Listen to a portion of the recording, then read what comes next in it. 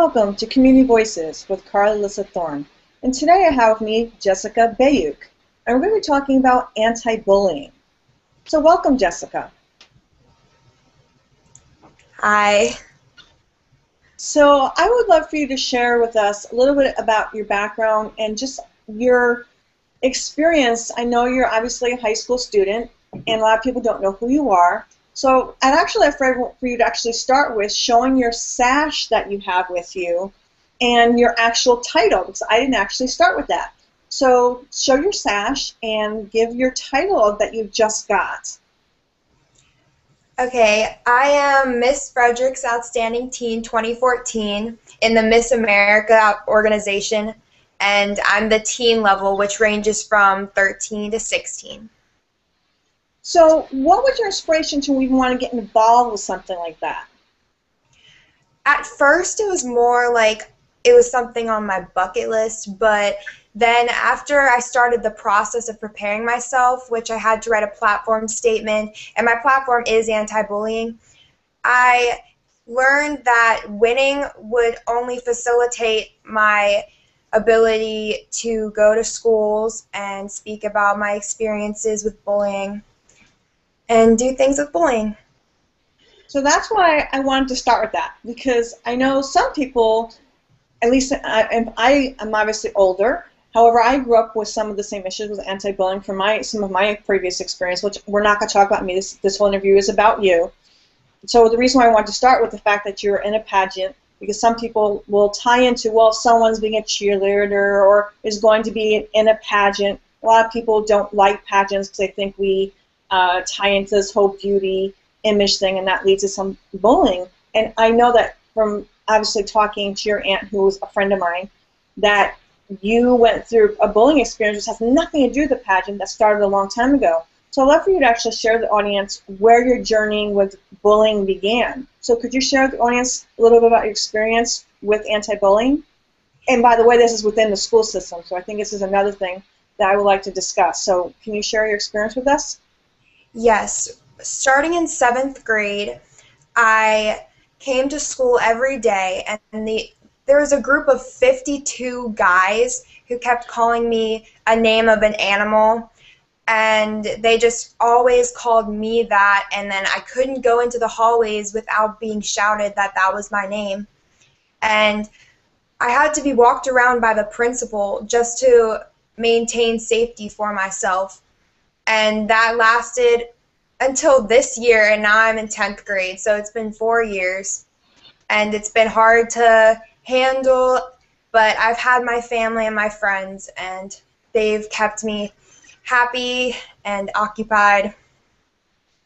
Now, what would you say to other teens that I've either thought other thoughts, you know, and I'm also want to put a disclaimer here. Anyone's having negative thoughts or a thought about suicide, please make sure you actually do talk to a parent, a mentor, a counselor, and please do not be afraid to dial 911 or seek out someone or seek out help.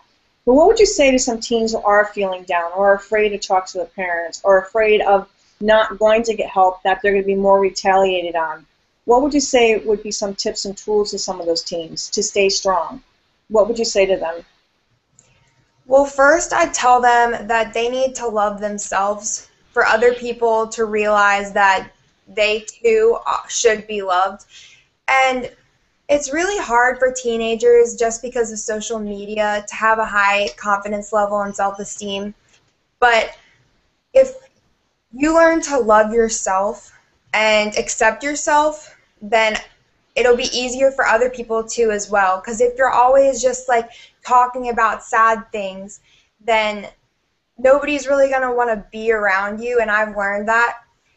And also, just to maintain close friendships, even when you're feeling down, if you just, I learned this somewhere, if you just put a smile on your face, you'll eventually get happy, even if it's a fake smile. So if I'm just like, then eventually I'll start laughing, even if I'm not really that happy. Well, you know, you just brought up a very valuable tool. Actually, what's happening is when we force a smile on our face, even when we're angry, we're changing the physiology of our body. It's an actual inner thing that actually really happens. So thank you so much for bringing up that tip. That's a thing I always tell clients. So it actually something that really does work. And the other thing you brought up is it's very true. Nobody wants to be around negative people. And that actually is the victim mode energy. So nobody wants to be around a victim. So those are two really valuable tips that you brought up. So thank you for that. Now I also wanted to bring up that I'd heard that, and I don't know if this is true or not, the school did attempt to ask your parents and you to actually change schools. Is that true? Yes. And what made you and your family, and obviously I think it was ultimately your decision, what was your basis for choosing to stay? I learned that I'm going to confront problems everywhere I go, especially when I get older and get into the job world. So I realized that I have to deal with people and I have to overcome my fears, and I'm always going to have to deal with people whether I like it or not. So I just thought I might as well stay and work with what I have rather than go to a new school where there would probably be more problems. So I have to give you a lot of credit for that, and I hope everyone out there is listening to this message. Here you have a young girl that chose to stay in her school regardless of being bullied or not, and stood on her own 2 feet and stood tall. I think that's a really good message for everyone out there. Don't let people take you out. Don't let people run you away from your school or from any situation. And what would you say to students out there or teens, and I'm going to put this in another way too, is the message you give to the parents. What are some tips and tools, in other words, to the parents? What are things that your parents did to make you feel confident and secure in yourself to, in other words, to stay at your school, to stand tall? So what are some tips that you give out there to the parents? Well, my parents, when I was getting bullied, they kept me very occupied and they kept me in dance, and they just never really kept me like alone, and it just gave me a sense of security. And they always reassured me, and they always told me, like, Jessica, you're beautiful, like, you have to be confident in yourself, or like I said, nobody will want to be around you. And I had to believe in myself, and they believed in me, so it was very helpful. Now, what would you say about communication? Do you feel like, did your parents give you the sense that you could tell them anything, you could talk to them about anything? How important is communication between a parent and a child, especially in these type of circumstances? Communication is so important, especially amongst the family. Because if your parents don't know what's going on, then they can't help you.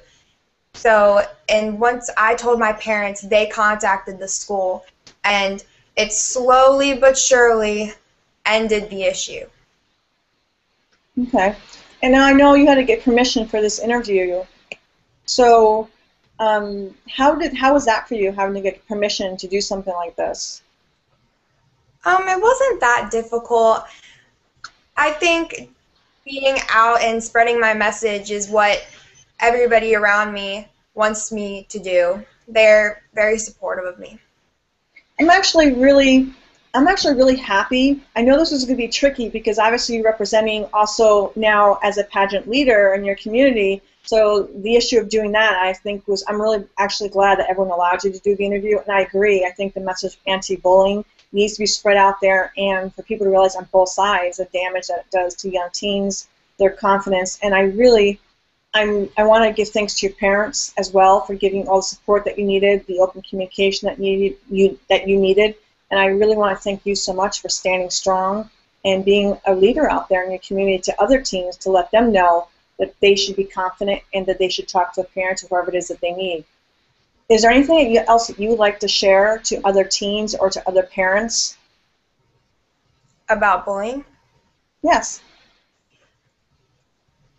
Just one thing that always was in the back of my mind was don't let the bullies win. If they see you sad or upset or crushed, that's them winning.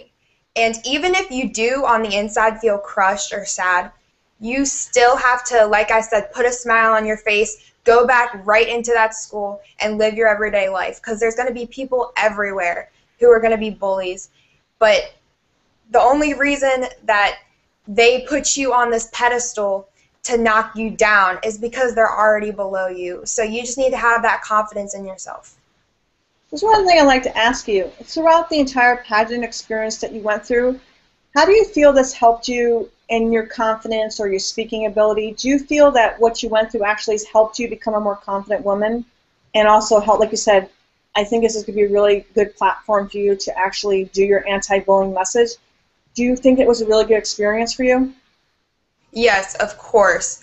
35% of the pageant scoring is a private interview, and it was actually my first interview, and the feedback to me was that I was kind of very nervous, and it's really helped me a lot because I've gone to many speaking events from winning, and I've learned public speaking skills and also just private speaking skills, how to really get people to connect with you.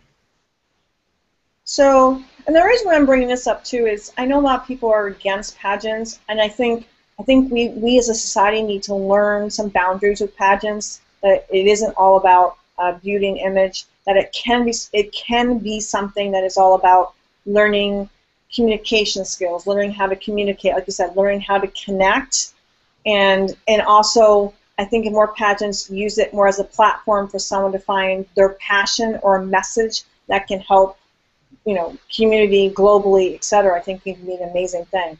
So I really want to thank you and your parents for everything that you're doing, and I want to thank you so much for joining me and putting the message out there about anti-bullying. So thank you so much, Jessica. Thank you for having me. So I will be putting together a blog post and get your message out there for you.